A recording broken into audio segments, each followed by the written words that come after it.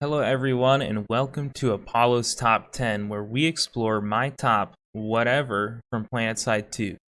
Today we are looking at my top 10 favorite weapons in Planetside 2. Now, I main VS, so you'll notice that all my choices are from that arsenal. But have no fear, I've got you NC and TR scumbags covered with faction equivalent weapons. Before I begin, I want to mention that my top 10 lists are in no way necessarily ordered to be meta weapons. At their core, they are a combination of what gives me the most fun and utility with my typical playstyle in Planetside 2. A playstyle which I would describe as an aggressive, objective-based style of play. All of these clips were initially streamed over on my Twitch channel at twitch.tv/PauloPS2, so feel free to pop over there Tuesdays, Thursdays, and Sundays at 9 p.m. Eastern to chat all things Planetside. Now, without further ado, let's get started. First on our list, coming in at number 10, is the Phobos VX86. The Phobos is an excellent pump-action shotgun. That means that it fires a set of high-damage pellets capable of a one-hit kill lethality, but needs to be rechambered after each shot. This is done automatically. Its faction equivalents are the GD66 Claw for the NC and TRS Uppercut for the TR. All pump-action shotguns have incredible kill streak potential and synergize very well with Ambusher Light Assault. However, the Phobos in particular has an extra pellet that deals extra damage to overshielded heavy assaults. I always run it with extended mags and a normal one-time sight, but some do enjoy using night vision optics as well. Number 9 on our list is the Old Reliable. She has about a dozen copycats and is a headshot machine, the NS15M. The NS15M has a very predictable recoil pattern and is an NS weapon, so all factions can use it and build muscle memory with it. This low recoil can be made even lower with a forward grip if desired, and combined with its 0.75 movement speed multiplier and a healthy size magazine, it is launched into the top tier of LMGs. The only downside to the NS15M is that without good aim and the ability to ADS at close ranges, it is outclassed by other close-quarter combat LMGs, when engaging beneath its maximum damage range. I typically go between a 1 or 2 times sight depending on my feel, and attach a flash suppressor, soft point ammo, and either a forward grip or laser sight depending on the engagement range that I intend to partake in. Number 8 features our first of 2 carbines, a medium to long range workhorse in the Pulsar C. This carbine is the go-to choice for fights where you know you'll be working mainly at medium to longer ranges. The faction equivalents for the Pulsar C are the ACX11 for NC and T5 AMC for TR. This gun easily and without mercy takes out multiple targets with one mag at distances other guns can only tickle at. Combined with a playstyle contingent on positioning away from harm's way, and it is easy to see how incredible kill streaks are abound when using the Pulsar C. It is so good at what it does that a legitimate con to this weapon is that there isn't enough ammo to support the extra bullets you use when firing at longer distances, making it a great weapon on the engineer class.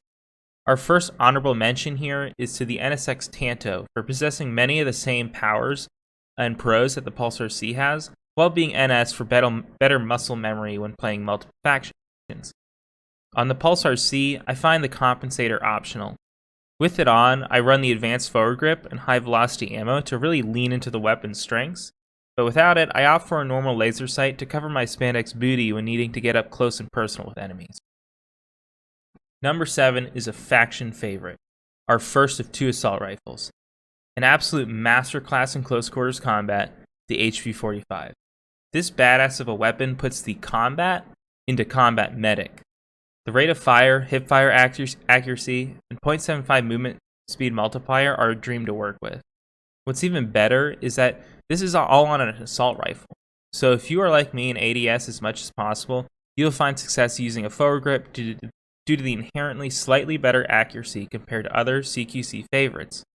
The faction equivalents for the HP45 are the GR22 for the NC and TAR for the TR. The bottom line is, you can actually use this thing outdoors as long as you are actively avoiding longer ranges typically experienced outside the main base areas and hexes. I recommend the flash suppressor, forward grip, and soft point ammunition. It makes for a great weapon when working together with other medics where everyone needs to share in that aggression to protect against the hordes of enemies trying to push your area. You can use the advanced laser sight if you're not comfortable with aiming down sights yet all the time, if you know you are going to be fighting mostly within knifing distance, or if you're uncomfortable with the extra approximately 150 milliseconds in added weapon equip time. I just find myself immediately missing that medium range ability that the forward grip adds. Arriving at number 6 is the Ghost for VS, the SAS-R for NC, and the Tsar 42 for TR. These are all close quarters combat, bolt action sniper rifles. They are known for their super fast rechamber time and access to low magnification scopes that eliminate scope sway and the need to use the hold breath key for a steady shot. You can engage multiple targets up close due to being accurate, fast, and pumping out many shots in a short period of time. The Ghost and its variants offer a very high skill ceiling playstyle that is fun to play if you can land your shots. The playstyle is commonly found in smaller competitive environments such as PIL due to the effect that a good CQC bolter can have on a fight, particularly a smaller one. I prefer the forward grip over the straight pull bolt. The rechamber time I find to be short enough to not be an issue. Furthermore, I found being hard scoped or holding my scope up with the straight pull bolt to get myself killed more often in close range encounters. Additionally, having to re-aim each time helps to build muscle memory much faster for me. I always find myself using a 4x scope on the Ghost as I find it synergizes well with the range of its one-hit kill potential. Number 5, and the start of the top half of this list, features a gun that is sometimes my favorite until I get tired of using it, and that is the VEC Horizon. This also marks the first truly Vanu weapon on this list. To fully understand the power of the Horizon, you must understand its unique qualities and attachments. First of all, by default, the weapon fires 3 projectiles horizontally spread out that deal 168 damage in total if all 3 hit their target. This makes the weapon surprisingly subpar compared to others in most people's hands due to the bullet spread. However, when equipping capsule ammo, the magazine size is reduced by 4 in exchange for the bullet spread being reduced by 50% when hip firing and 75% when aiming down sights. And that 168 damage is then only spread between 2 bullets. Additionally, by default, the gun shares the same 0 initial cone of fire, minimal bloom, and minimal recoil with the NSX Tanto mentioned earlier. These things all of a sudden become an absolute bullet laser on a zipping and zooming light assault. Best of all, that tight spread and focused damage profile, thanks to the 2 bullet lessened spread, means that it is a headshot machine. You're going to get many times 1 bullet hitting the head at least. Seriously, try it out. You will be melting overshield heavies in midair in no time and hearing the lamentations of their women. I use this weapon on stream when I know I'm playing lazily, but I want to get kill streaks. It would be number 1 if it wasn't so easy to use, no joke. Besides capsule ammo being a must, I use enhanced plasma containment and vented power core. The latter of which you can sub out for a forward grip, but vented power core is unique on this weapon for a reason, and it doesn't have much downside to it, so I throw it on. At number 4 comes the NS11A, an assault rifle that is versatile and effective at nearly any range. Similar to how the NS15M is a good LMG by being a headshot machine and having a 0.75 movement speed multiplier with a slightly larger magazine, the NS11A carries over those same qualities while being an assault rifle, which are often considered to be better infantry weapons overall. Honorable mention here goes to the Terminus, since it is similar in role to the NS11A, and some prefer it, even if just for the faction flair and cool sounds that it provides. The thing holding the Terminus back, in my mind, is the lack of 0.75 movement speed multiplier, and the ability to build muscle memory for all factions when using the NS11A. The NS11A synergizes extremely well with team medic play when applied to medium and large sized fights. You can aggressively defend the area that you are currently occupying and focus on softer targets that have been wounded and who may be looking at others besides you as threats, all while holding its own in 1v1 engagements. I like to attach a flash suppressor, forward grip, and soft point ammunition alongside whatever your favorite sight is. Now, taking the bronze position is nearly everyone's favorite pistol, the NS44 Commissioner. Meta since its inception and requiring a nerf to its draw time after many years, the Commissioner is still arguably the pistol to carry in almost every loadout. I've had the pleasure of Araxing 3 of these bad boys and will gladly pick up my Platinum Kami again once I get the Immortal Directive Sidearm. The spammability of the Kami is incredible and the hipfire accuracy is just to die for. It also doesn't hurt to feel like a badass when one-shot headshotting those pesky infiltrators. Absolutely kick ass. With this weapon, you can actually finish off that shielded heavy, who you are totally better than. The base 450 damage hits like an absolute truck, and is the secret sauce for why this serves as a great secondary. You run out of ammo on your primary, you have a softened target, one hit with the Kami typically gets the job done, and you've got 6 shots to work with. Honorable mentions go to the Underboss, its little brother, as well as the NS45 Pilot, a high-powered burst pistol, both of which are competitive sidearms by being able to put out lots of damage right away, similarly to the Kami. Just arguably not as well. I always attach a 2-time sight to finish off targets from afar when necessary, and the advanced laser sight to really lean into the weapon's strength at hip firing. Now, if you looked at my weapons leaderboard, you would have thought that this weapon that's taken silver would have taken the number 1 spot and ran away with the trophy. Surprisingly though, you were wrong, and the Betelgeuse, Vanu's favorite LMG reward, directive reward, and the only directive weapon on here, takes silver. Faction equivalents to the Betelgeuse are the LA1 Anchor for NC and MSW-R for TR, and non-directive option would be the default Orion for Vanu. At this point, I've used the Betelgeuse almost too much, and it has practically fused into my hands alongside my medkit. It is my daily driver, my workhorse. The Betelgeuse, or Beetle as I will refer to it, is the ultimate farming weapon for the heavy assault. The heat mechanic not only is for convenience to eliminate most need for reloading, but it forces you to pace your engagements and build up muscle memory on how to string out 1v1 engagements from 2v1 and 3v1 encounters. If you remember my aggressive objective-based playstyle, you may notice that this feature benefits me greatly, and I am not alone. Many of Vanu Light Assault can be found heavily petting their beetles in the dark corners of a powerhouse building or dense biolab foliage. Some do it arguably more so to their beetles than their lashers or decimators. Back to the mechanics though.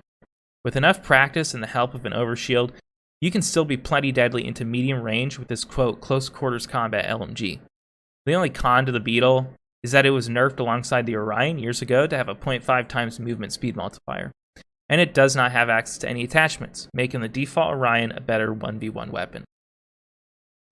So, if the Beetle is my workhorse and daily driver and gets silver, who the heck is beating it? In response, I'd ask you what you like more than your normal car. The answer here is your Joyrider, your summer beach vacation home, that jet ski you wanted for years that you finally have. For me, that weapon is the VX6-7. Call me nostalgic, but this is the weapon I learned Planetside on. I sucked with it so badly to start on my integrated graphics PC, but that doesn't mean it isn't a beast, and I'll fight anyone who says otherwise. An absolute bullet hose in CQC, this weapon synergizes so well with the Light Assault's run and gun mentality. The faction equivalents for the VX6-7 are the GD7F for the NC and the LC2 Lynx for TR. The Lynx is a bit more special in that it features an even higher rate of fire, but it comes with some nasty horizontal recoil, so it isn't everyone's cup of tea. Now, plenty of folks, some rather knowledgeable actually, will try to sway your opinion towards the Serpent and other carbines, but I'm here to explain why they are all wrong. The Serpent is a cheaper carbine for a reason. Both struggle from high first shot recoil multipliers, and the Serpent also biases towards the left, making it even harder to counteract for right-handed players. The Serpent also has a much higher reload speed, particularly short reload speed, which will get you killed when talking about a high rate of fire, high recoil, low mag size carbine like this. All these factors lower the skill ceiling considerably and your effectiveness at medium range.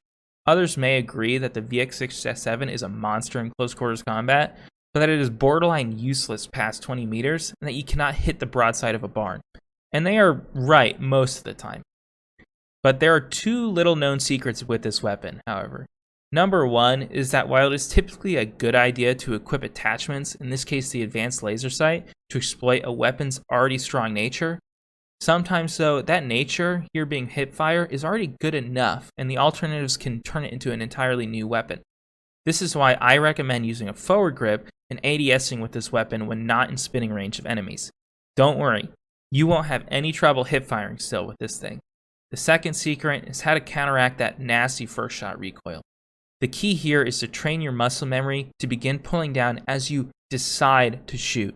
Not once the first shot has been already fired, and not even when you even begin to press the button to fire, but as you make the conscious decision to fire. You will be absolutely blown away by how accurate your first burst will become, and all of a sudden, your weapon is competitive in most medium range engagements. From there, it's all about focusing on those micro adjustments to the head and burst firing. Besides the forward grip, I recommend a flash suppressor and soft point ammo. If you truly suck at aiming and want a high skill floor weapon at the very least, I won't hate you if you have to use the advanced laser sight though, but I would highly recommend training with the forward grip. Before rounding things out today, I'd like to hand out a few honorable mentions. Most were already mentioned when introducing this top 10 list, but 2 were not. The first being the Punisher, a recently added SMG with class-specific abilities. I really enjoy using this weapon, particularly on light assault in conjunction with the SMG secondary ASP perk available to the light assault class. It unlocks an entirely new playstyle when used with Icarus jump jets and its impulse underbarrel grenades that is super useful for getting onto a point for defenses at absolute warp speed.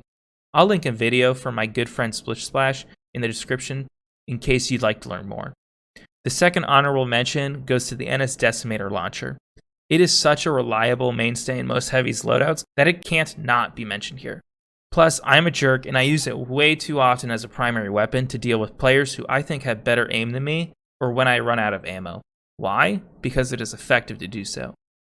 So, there it is, my top 10 weapons in Planetside 2. I hope this list was informative and helps folks choose which weapons they'd like to try out as they explore the game's vast arsenal. If you enjoyed this content, please consider liking and subscribing, and leave a comment sharing your favorite weapons or opinions on this list. If you found this video unenjoyable, please leave a dislike and more importantly, a comment saying what you'd like to be different. It really helps me as a new content creator. All the footage you've seen here today was streamed over on my Twitch at twitch.tv/PaulPS2. I stream a variety of Planetside 2 content on Tuesdays, Thursdays, and Sundays at 9 p.m. Eastern, including platoon leading infantry point holds, goofy ops featuring random non-meta activities, and solo objective-based farming. Feel free to drop by and discuss all things Planetside anytime. Also, feel free to hit me up on my Discord server, Twitter, or even Instagram, all of which are linked below. Until next time, happy fragging.